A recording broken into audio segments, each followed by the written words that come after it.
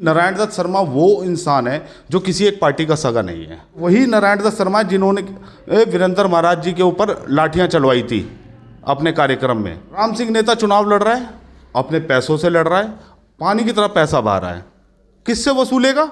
इसी बदरपुर क्षेत्र की जनता से। ये वही नारायण दत्त शर्मा है जिसने आज तक रामवीर को भू माफिया का, रामवीर को गंदी गंदी गालियां भी दी है। रामवीर सिंह बिदूड़ी को इन्होंने क्या नहीं गालियां दी हैं और चौकों पे खड़े होकर गालियां दी हैं। नमस्कार, आप देख रहे हैं नेशनल प्राइम टाइम न्यूज और मैं आपके साथ अभय गिरी। आपको बता दें, दिल्ली विधानसभा चुनाव दंगल का मैदान बन चुका है। ऐसे में तमाम बात करें राजनीति पार्टियां अपना प्रचार करते हुए नजर आ रही हैं। जैसा कि आपको पता ही होगा, एक तरफ भारतीय जनता पार्टी तो दूसरी तरफ आम आदमी पार्टी जो लगातार एक दूसरे पे हमलावर है। तो वहीं बात करें अन्य दल के नेता भी अपना प्रचार करने में जुटे हुए हैं। जहां भाजपा आम आदमी पार्टी को आपदा कह के संबोधित कर रही है, तो वहीं कहीं ना कहीं बात करें तो आम आदमी पार्टी बीजेपी पे लगातार गंभीर आरोप लगा रही है।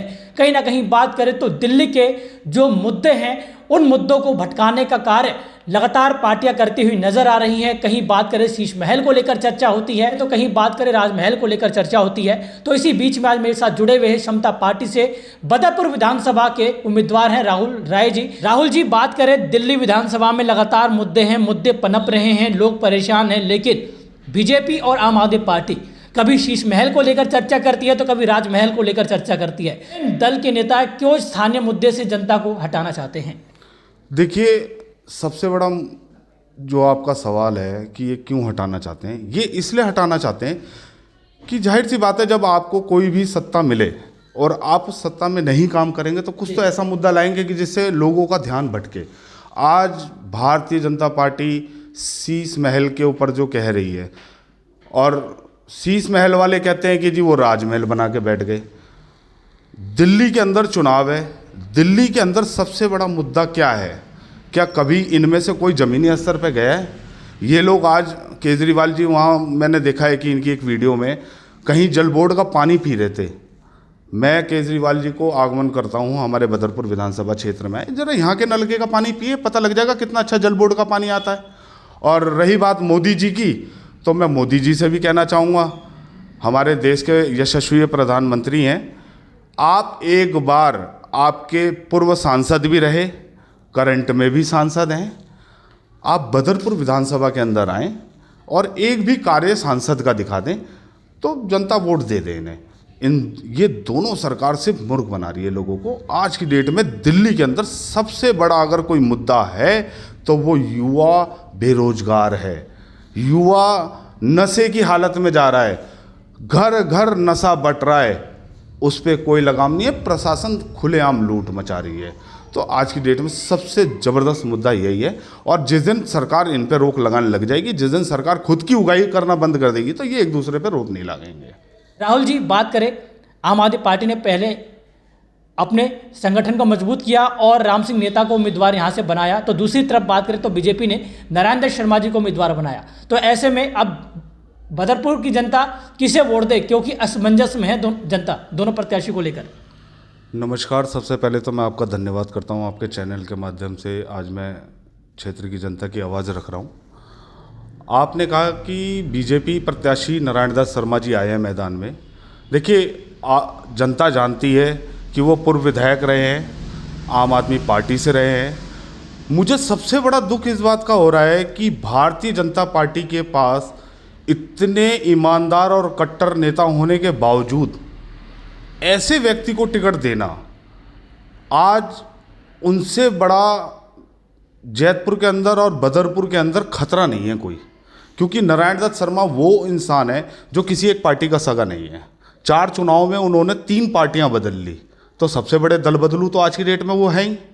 क्योंकि अभी तक के जो नेता थे वो भी दल बदलू थे, ये भी वो दल बदलू निकले, और ये तो ठग के भी वहाँ ठग हैं। अब नारायण दत्त शर्मा की बात करें कि आज की डेट में उन्हें कोई झंडा उठाने वाला नहीं मिल रहा। आज उनके साथ एक भी मुझे भारतीय जनता पार्टी का कार्यकर्ता दिखा दें आप कि भाई जो उनके साथ घूम रहा हो। हाँ, किसी के यहाँ जन्मदिन है वहाँ पहुँच जाते हैं, कहीं भंडारा है वहाँ चले जाते हैं। तो बदरपुर की जनता जानती है कि किसको वोट देना चाहिए, किसको नहीं देना चाहिए, क्योंकि ये लोग सिर्फ जनता को ठगने के लिए आए हैं। भारतीय जनता पार्टी के अंदर हमारे वरिष्ठ नेता सुरभान पांडे जी, जिन्होंने सदा जीवन में, जब छोटा सा था, मैं 12-13 साल की उम्र से सुरभान पांडे जी को देख रहा हूँ बदरपुर विधानसभा के अंदर, जिन्होंने भारतीय जनता पार्टी को नींव की मजबूत करी।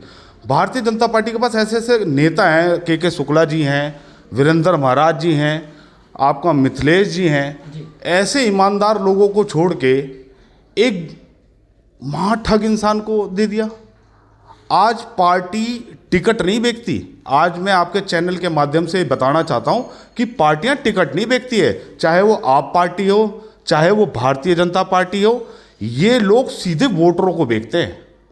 ये जो सौदा होता है ना इन लोगों का, ये सिर्फ वोटर का होता है, क्योंकि इन्हें मालूम है आप पार्टी की वोट 40,000 है, भारतीय जनता पार्टी की 45,000 है, तो ये इन वोटरों को बेच देते हैं जो हम आंख बंद करके पार्टियों के ऊपर भरोसा करते हैं। तो मैं आपके चैनल के माध्यम से बदरपुर क्षेत्र की जनता को सीधा सीधा एक मैसेज देना चाहता हूं कि क्षेत्र में पार्टी को देख के वोट ना दें, क्योंकि आप इनको वोट देंगे, इनका कोई भरोसा नहीं है। कल को आज आपके बीजेपी और आप पार्टी के नाम से वोट लेंगे, कल को किसी तीसरी पार्टी में भाग जाएंगे, क्योंकि नारायण दास शर्मा को आज से नहीं, पीछे से लोग इनका रिकॉर्ड जान रहे हैं। कितना अच्छा रिकॉर्ड और कितने अच्छे सेवक हैं वो सभी जानते हैं। कितने बड़े सेवक हैं, जरा बता तो दीजिए। जिस सेवक की तो बात ही अलग है। मुझे लगता है कि अभी तक के जितने ठग हैं उन सबसे बड़ा महाठग इंसान है। कैसे इतना गंभीर आरोप लगा रहे हो? देखिए, कुछ चीज़ें राज ही रहने दीजिए। क्षेत्र की जनता सभी जानती है, इससे पहले उनके साथ क्या क्या हो रखा है तो सब जानते हैं। मैं अपने मुंह से कह के एक विवादित बयान नहीं देना चाहता हूँ, नहीं कल को ये कहेंगे कि जी आज भारतीय जनता पार्टी में आ गए। अब आपको मैं एक, वीरेंद्र महाराज जी हैं हमारे, भारतीय जनता पार्टी के बहुत ईमानदार और कट्टर सिपाही हैं, उनसे बड़ा कोई सिपाही नहीं होगा। ये वही नारायण दास शर्मा हैं जो आज पूर्वांचल और प्रवासी के नाम पे जो लोगों के यहाँ घूम रहे हैं कि जी आप मेरा साथ दो, मेरा साथ दो। आप किस मुंह से घूम रहे हो? ये वही नारायण दास शर्मा जिन्होंने वीरेंद्र महाराज जी के ऊपर लाठियां चलवाई थी अपने कार्यक्रम में, और आज ये लोग फिर क्या कहते हैं वहाँ जाके उन्हीं के झंडे और वो उठा रहे हैं। तो कहीं ना कहीं पूर्वांचल समाज के नाम पे भी राजनीति कर रही है भारतीय जनता पार्टी। तो मैं अपने जितने प्रवासी भाई हैं सबको कहना चाहता हूँ, इन ठग और महाठगों से सावधान रहें। ये सिर्फ आपको ठगने के लिए आए हैं। मैं किसी पद पे नहीं रहा आज तक। मैं 17 साल की उम्र से इस बदरपुर क्षेत्र के अंदर समाज सेवा करता रहा हूँ, चाहे वो मेरा गौतमपुरी हो, चाहे मोहन बाबा नगर हो, चाहे मीठापुर हो, चाहे मोड़बंद हो, चाहे जैतपुर है। जैतपुर मेरा अपना निवास स्थान है। हम तो अपनी सेवा के नाम पे मांग रहे हैं। हमारे अपने खुद के 5,000 वॉलंटियर हैं दिल्ली सिविल डिफेंस के।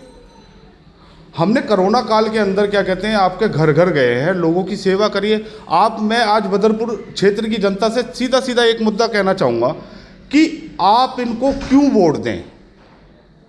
राम सिंह नेताजी हों, चाहे वो नारायण दास शर्मा जी हों, इनको आप क्यों वोट देना चाहोगे? क्या ये जिस समय आपके ऊपर सबसे बड़ी आपदा आई थी, ये उस समय आपके बीच में आए? मुझे नहीं लगता है किसी एक के भी घर में ये लोग गए होंगे या किसी से ये पूछा होगा जी आपके यहाँ राशन है कि नहीं है, आपके यहाँ कोई बीमार है तो उसकी सेवा हुई कि नहीं हुई। ये भाई साहब अपने घर से नहीं निकले हैं पूरे कोरोना काल में, और आज जब इन्हें चुनाव में टिकटें मिली हैं, जिन लोगों ने बेचारों ने झंडे उठाए, डंडे उठाए, दरियाँ बिछाई पार्टियों की, उनके ऊपर ये फेर के आ गए चादर। धीरे से फ्लाइट से सीधे लैंडिंग करिए और टिकट लेके आ गए। अब उनसे उम्मीद कर रहे हैं कि हमारे झंडे उठा ले जी। पूर्वांचल समाज तो पूरा इनके खिलाफ है। बता दीजिए अगर आज एक भी इनके साथ चल रहा हो तो। ये सिर्फ पूर्वांचल, प्रवासी, हिंदू, मुस्लिम, इनके नाम पे सिर्फ राजनीति आती है। राहुल जी, बात करें आप इन दोनों प्रत्याशियों में अपना मुकाबला कहाँ देख रहे हैं? क्या लगता है कि आम आदमी पार्टी और भारतीय जनता पार्टी के बीच में अलग ही अपनी राह बना के निकल पड़ेगी बदरपुर विधानसभा में? देखिए, समता पार्टी बदरपुर विधानसभा के अंदर इस बार जनता के आशीर्वाद से जीतेगी। उसका कारण मेरा कोई ओवर कॉन्फिडेंस नहीं, मैं अभी भी आपको बता देता हूँ। वो इसलिए कह रहा हूँ मैं, राम सिंह नेता चुनाव लड़ रहा है, अपने पैसों से लड़ रहा है, पानी की तरह पैसा बहा रहा है। किससे वसूलेगा? इसी बदरपुर क्षेत्र की जनता से। यहाँ कोई इंडस्ट्रियल एरिया नहीं लगे हैं, लोगों से मकानों पे लूट मचेंगी, लोगों के पानियों पे लूट मचेंगी, हर जगह ये लूट मचाएंगे। अब आप आ जाओ जी, नारायण दास शर्मा जो भारतीय जनता पार्टी का प्रत्याशी है, मुझे उसकी एक बात बड़ी अचूक लगती है। ये वही नारायण दास शर्मा है जिसने आज तक रामवीर को भू माफिया का, रामवीर को गंदी गंदी गालियां भी दी है। भाजपा के सांसद है वो तो, और भाजपा के सांसद हैं। मैं वही तो बता रहा हूं आपको, ये रामवीर सिंह बिदूड़ी को इन्होंने क्या नहीं गालियां दी हैं, और चौकों पे खड़े होकर गालियां दी हैं। अगर ना दी हो तो आप इनके सारे रिकॉर्ड उठा के चेक कर लो, मीडिया आप ही के मीडिया पे माध्यम से दिए। आज उसी रामवीर सिंह विधूड़ी को ये गुरु बना दिया।